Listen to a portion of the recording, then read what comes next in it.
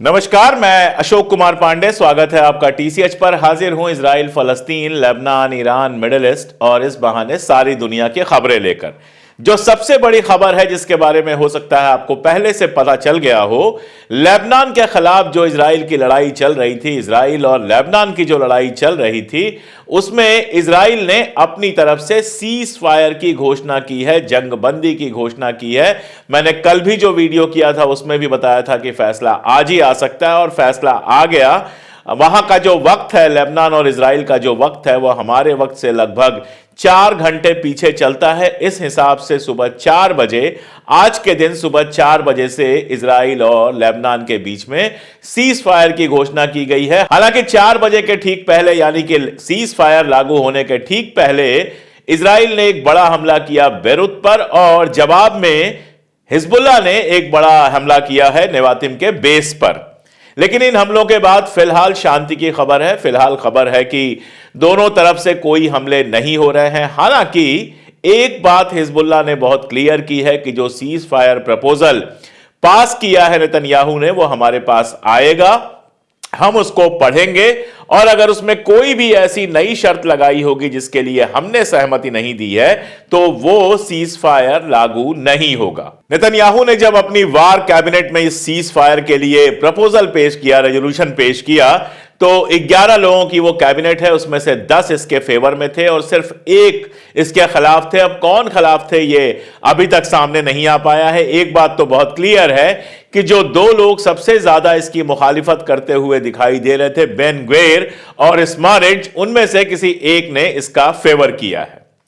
असल में कल भी मैंने कहा था, पहले भी मैंने कहा कि लेबनान के साथ जो लड़ाई चल रही है वो इतनी आसान नहीं है जितनी नेतन्याहू दिखाने की कोशिश कर रहा है। कल भी उसने जो भाषण दिया उसमें यह दावा किया कि उसने लेबनान को हरा दिया है, हिजबुल्लाह को उसने हरा दिया है और उसके अपने ही लोग इस बात को मानने के लिए तैयार नहीं है। उसकी जबरदस्त मलामत हो रही है, जबरदस्त लोग उसको क्रिटिसाइज कर रहे हैं और कह रहे हैं कि दरअसल हिजबुल्लाह से उसने हार मान ली है, हिजबुल्लाह से अब और लड़ाई कर पाना पॉसिबल नहीं। मैंने आपको ढेर सारी खबरें पहले भी बताई हैं। मैंने आपको बताया था कि अमेरिका के अखबार में बाकायदा खबर छपी थी कि इजराइल के जो आर्मी के लोग हैं वो इतना थक गए हैं कि अब लड़ने की हिम्मत उनमें बची नहीं है। यही नहीं, जो उनकी एलीट ब्रिगेड है जो लेबनान से लड़ रही थी, हिजबुल्लाह से लड़ रही थी, गोलानी ब्रिगेड, उसके कमांडर इन चीफ ने इस्तीफा दे दिया था, यह कहते हुए कि इतनी कैजुअलिटीज हुई हैं, इतने लोग मारे गए हैं, इतने लोग घायल हुए हैं,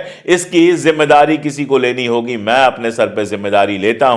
और उन्होंने इस्तीफा दे दिया था। मैंने आपको बताया था कि इजराइल में लड़ने से बच रहे हैं, जो रिजर्विस्ट आर्मी के लोग हैं वो आ नहीं रहे हैं और बाहर से सैनिक मंगाने पड़ रहे हैं इजराइल को लड़ने के लिए।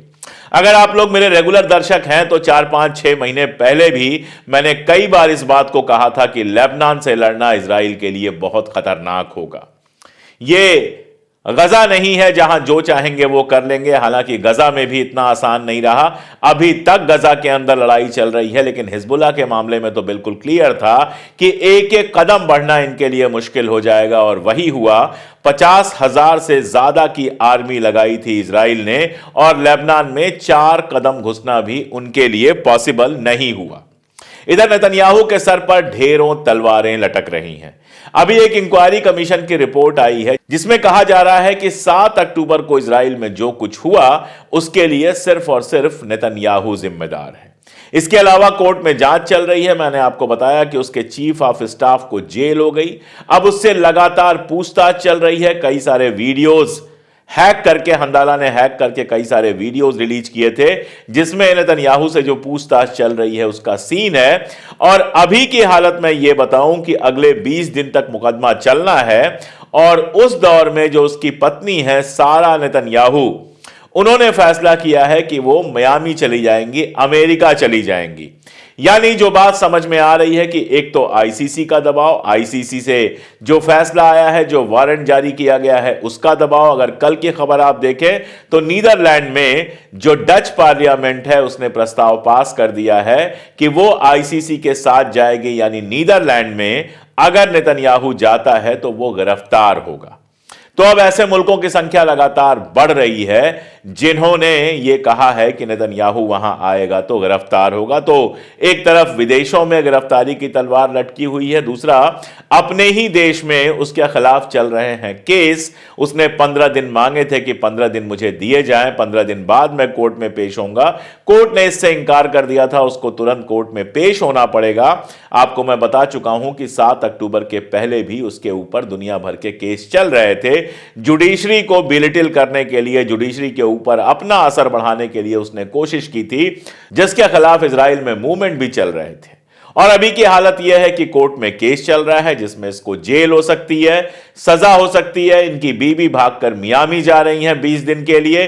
उनको यह डर होगा कि अगर कोई कू होता है, अगर नेतन्याहू के खिलाफ कुछ होता है तो कहीं ऐसा ना हो कि उनको भी झेलना पड़े। आपको पता है कि सारा इजराइल लड़ रहा था, हर घर से रिजर्विस्ट आर्मी के लोग जा रहे हैं, लेकिन नेतन्याहू का अपना सगा जो बेटा है वो अमेरिका के मियामी में शानदार फ्लैट में रहता है। वहीं अब उसकी मां भी रहेंगी, अपने घर में भी नेतन्याहू अकेला रहेगा और इसके अलावा दुनिया में भी लगातार अकेला पड़ता जा रहा है। तो जो ये सीज फायर का फैसला हुआ है, ये मजबूरी में फैसला हुआ है। लेकिन एक बात यहां पर मुझे पता है और मैं बार बार कहता रहता हूं, हिजबुल्लाह भी शायद इस बात को पूरी तरह से समझता ही होगा, मुझसे ज्यादा वो इजराइल को जानता है, करीब में है, लगातार लड़ाई लड़ रहा है कि 60 दिन की बात अभी की गई है। हालांकि अमेरिका लगातार कह रहा है कि यह परमानेंट सीज फायर है, लेकिन 60 दिन की सिर्फ बात की गई है। एक अंदेशा यह हो सकता है कि इन 60 दिनों में अपनी पोजीशन और आर्मी की पोजीशन को मजबूत करने के बाद वो दोबारा हमला करे। अगर दोबारा हमला करेगा तो जाहिर है हिजबुल्लाह भी वैसे ही बदला लेगा, वैसे ही पलट के हमला करेगा। अभी कल जो उसने भाषण दिए हैं उसमें उसने कहा है कि हिजबुल्लाह पर हमला करने का अधिकार अभी भी मेरे पास है, यानी मैं जब चाहूं तब हिजबुल्लाह के ऊपर हमला कर सकता हूं।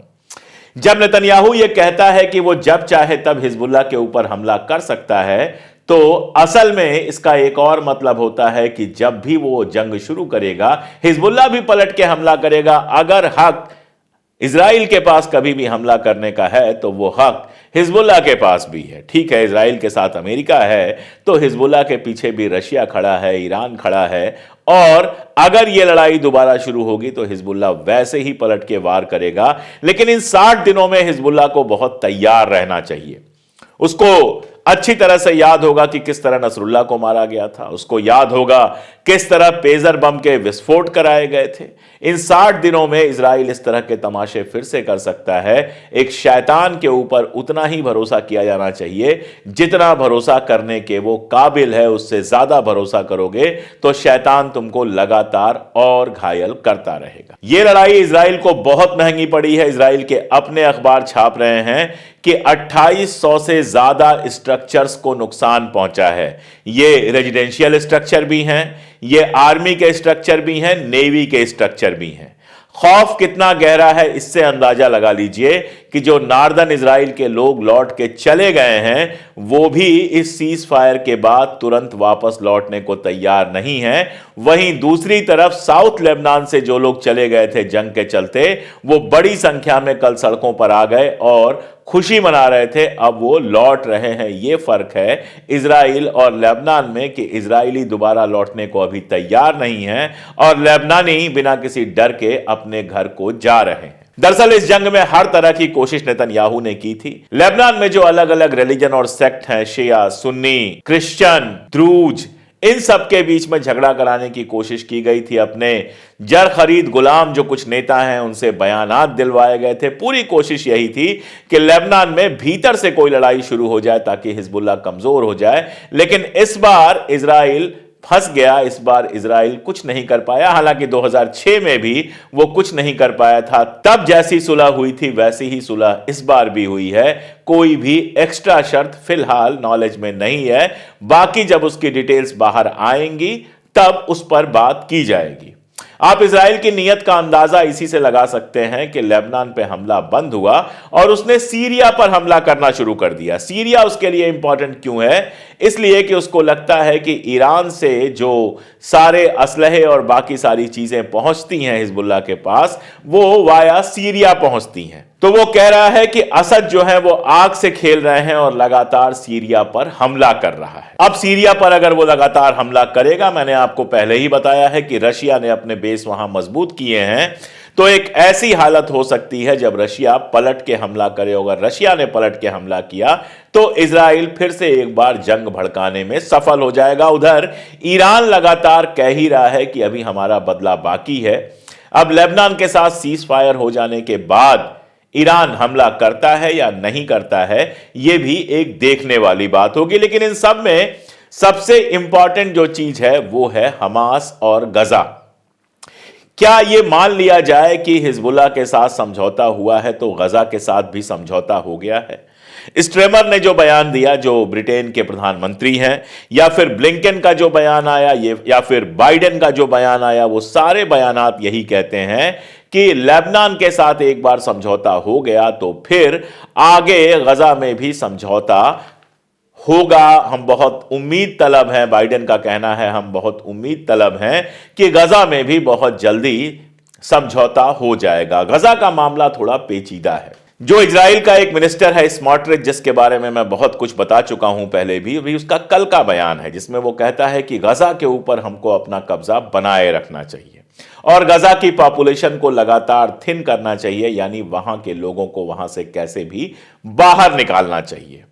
जुलाई में समझौता फाइनल हो गया था, लेकिन उस समय फिलाडेल्फी कॉरिडोर को लेकर उसको फंसा दिया नेतन्याहू ने। जो उसके ऑफिस से कागजात लीक हुए थे उससे समझ में आया कि जानबूझ के उनको लीक किया गया था ताकि किसी भी तरह गजा के साथ समझौता ना हो पाए।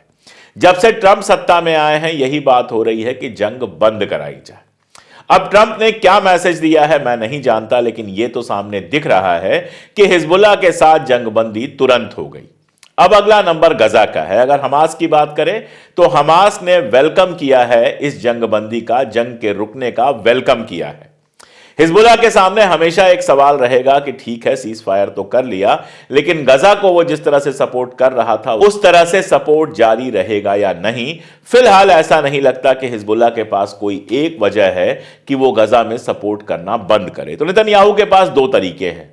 एक तरीका यह है कि गजा में भी वो समझौता करे, होस्टेज स्वैप करे, जो इनके पास फलस्तीन के गिरफ्तार लोग हैं उनको रिहा करें, और उधर से जो अगवा किए हुए लोग हैं जिनके आधे लोगों का अभी तक जिंदा रहने का अनुमान लगाया जा रहा है, कहा जा रहा है कि आधे लोग जिंदा हैं, आधे लोग मार दिए गए या मर गए, तो उन आधे लोगों को वापस लेने की कोशिश करे। और गजा में सीज फायर के बाद पूरी दुनिया का यह फर्ज बन जाता है कि वहां पर रीबिल्डिंग का काम शुरू हो। मैं आपको बता चुका हूं कि सऊदी अरबिया और कई सारी अरब कंट्रीज ने यह कहा है कि हम रीबिल्ड करने को तैयार हैं, लेकिन पहले यह तय हो जाए कि उसको दोबारा से नहीं तोड़ा जाएगा, वहां जंग पूरी तरह से बंद होगी। एक तरीका तो यह हो सकता है। दूसरा तरीका यह हो सकता है कि गजा के ऊपर वो कब्जा बनाए रखने की कोशिश करे, लगातार वहां हमले जारी रखे, और अगर यह होता है तो यकीन जानिए ईरान से भी हमला होगा और हिजबुल्लाह से जो यह जंगबंदी है ये 60 दिन भी चल पाएगी कि नहीं चल पाएगी, यह कह पाना बहुत मुश्किल होगा। तो अब सारी निगाहें जो होंगी वो गजा के ऊपर होंगी। सारी निगाहें इस पर होंगी कि गजा के साथ आगे क्या किया जाता है। क्या ट्रंप की जो स्कीम है उसमें गजा में भी जंग रुकवाने की बात है? अगर गजा में भी ट्रंप जंग रुकवाते हैं और वहां पीस आती है तो निश्चित रूप से मिडिल ईस्ट में ट्रंप को इज्जत ज्यादा मिलेगी। मिडिल ईस्ट में यह कहा जाएगा कि ट्रंप ने जंग रुकवा दी। और अगर लेबनान के साथ समझौता करा के खुश हैं ट्रंप और गजा में लड़ाई जारी रहती है तो लेबनान के साथ भी समझौता बहुत दिनों तक चलने वाला नहीं है। अगर इजराइल सीरिया पर हमला करता रहता है, अगर ईरान के साथ उसके रिश्ते ऐसे ही बने रहते हैं, अगर ईरान वाकई ट्रू प्रॉमिस 3 जो है उसको निभाता है और इजराइल के ऊपर हमला करता है, तो लेबनान के साथ जो यह समझौता हुआ है यह फौरी समझौता बनकर रह जाएगा और पहला मौका मिलते ही आग फिर से भड़केगी, फिर से मिडिल ईस्ट में जंग का पूरा पूरा माहौल बन जाएगा। इसलिए अभी जो सीज फायर हुआ है उससे उम्मीदें पाली भी जानी चाहिए और बहुत ज्यादा उम्मीदें पालना भी गलत होगा। उम्मीदें पाली ये जानी चाहिए कि बाइडेन, ब्लिंकन, स्ट्रेमर, इन लोगों ने जो कहा है कि अब गजा में भी जल्दी से जल्दी समझौता होने की उम्मीद है, वो सही साबित हो, गजा में समझौता हो, इतने दिनों से लोग जो झेल रहे हैं उससे उनको मुक्ति मिले। वहां पर लोग चैन से रह सकें, रीबिल्डिंग का काम शुरू हो। फिलाडेल्फी कॉरिडोर में जो अपनी सेना लगाने की जिद है वो नेतन्याहू वापस ले, समझौता हो, इजरायली आर्मी पीछे आए और फिर से गजा को बिल्ड किया जाए और बातचीत का एक प्रोसेस शुरू किया जाए जिससे 2 स्टेट सॉल्यूशन तक बात जाए।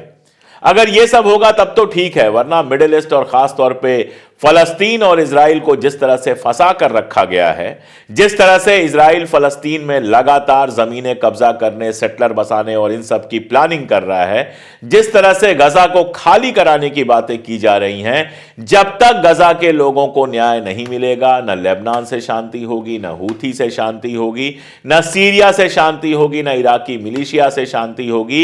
यकीन जानिए आप कि लेबनान के साथ जंग फौरी तौर पे भले रुक जाए, लेकिन वहां जंग किसी न किसी तरीके से चलती रहेगी और यह इजराइल को और अमेरिका को दोनों को आने वाले वक्त में बहुत भारी पड़ेगी। तो देखना होगा अमेरिका जहां चीजें पहुंची हैं उससे आगे ले जाने की कोशिश करता है या फिर इजराइल के पीछे पीछे खड़े होकर गजा की तबाही देखता रहता है। अगर चीजें आगे बढ़ेंगी, समझौता होगा तब तो ठीक है। अगर गजा के साथ लड़ाई जारी रहेगी तो कल कभी भी चिंगारी भड़क के फिर से हिजबुल्लाह और इजराइल के बीच में लड़ाई को शुरू कर सकती है। हम तो यही चाहेंगे कि सीज फायर लेबनान में जो हुआ है वो सक्सेसफुल हो, गजा के अंदर सीज फायर हो, वहां रीबिल्डिंग का काम शुरू हो, वहां के बच्चों को जो इलाज चाहिए, वहां के लोगों को जो खाना चाहिए, घर चाहिए, सड़कें चाहिए, ये सारी कुछ बनवा कर दुनिया उनको दे ताकि वो भी वैसे ही हंसते खाते खेलते अपनी जिंदगी गुजार सकें जैसे दुनिया भर के लोग गुजारते हैं। और उसके बाद 2 स्टेट सॉल्यूशन की तरफ बढ़ा जाए ताकि एक आजाद मुल्क के रूप में फलस्तीन भी वैसे ही दुनिया में सर उठा के जी सके जैसे बाकी सारे मुल्क के जो रहने वाले लोग हैं वो जीते हैं।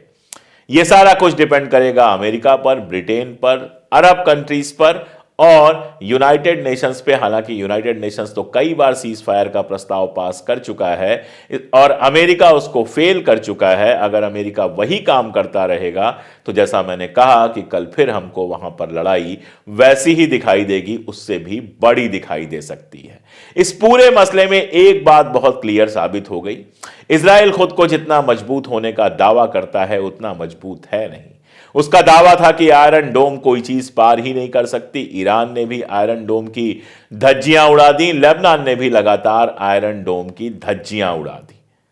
दूसरी बात जो इससे निकल के आती है वो ये कि अमेरिका किसी भी हालत में मिडिल ईस्ट में इजराइल के साथ ही खड़ा रहेगा, बल्कि इजराइल के पीछे खड़ा रहेगा और जब तक ये हालात बने रहेंगे तब तक वहां शांति मुश्किल है। आखिरी बात, चीन और रशिया ने जिस तरह से मिडिल ईस्ट में इस बार इंटरेस्ट दिखाया है, ऐसा लगता है कि आने वाले वक्त में मिडिल ईस्ट का पूरा इक्वेशन पलटने वाला है। साथ में हुक्मरानों के इजराइल के साथ खड़े रहने के बावजूद वहां की आवाम ने जिस तरह का प्रेशर बनाया है, जिसकी वजह से बहुत सारे हुक्मरानों की आवाज भी बदली है, वो आने वाले समय में बड़े चेंजेस वहां पे कर सकती है। अब जो होगा, जैसे होगा, जब जैसा मौका होगा मैं रिपोर्ट करता रहूंगा। कोशिश करूंगा कि जब भी वहां से अपडेट आए मैं उस अपडेट से आपको परिचित कराऊं। लेकिन आज के लिए तो इतना ही। और ये अपील कि अगर आपको लगता है कि इस पूरे मामले में हम लगातार सच सामने लेके आ रहे हैं, हम लगातार ऐसी बातें सामने लेकर आ रहे हैं जिनका साझा किया जाना जरूरी है, तो इस वीडियो को अपने दोस्तों, अपने रिश्तेदारों तक पहुंचाइए। हमारी टीम का हिस्सा बनिए, हमारे मेंबर बनिए। आप पिन कमेंट में और डिस्क्रिप्शन में मेंबरशिप लेने का तरीका देख सकते हैं। 3 रुपए रोज से भी कम पे आप हमारे मेंबर बन सकते हैं। आप हमारी टी शर्ट्स खरीद सकते हैं, सीधी मदद कर सकते हैं। और अगर अभी तक चैनल को सब्सक्राइब ना किया हो तो देश विदेश के मामलों पर हमें देखने और सुनने के लिए, लगातार हमसे जुड़े रहने के लिए चैनल को सब्सक्राइब तो जरूर कर लें। आज के लिए इतना ही, बहुत शुक्रिया।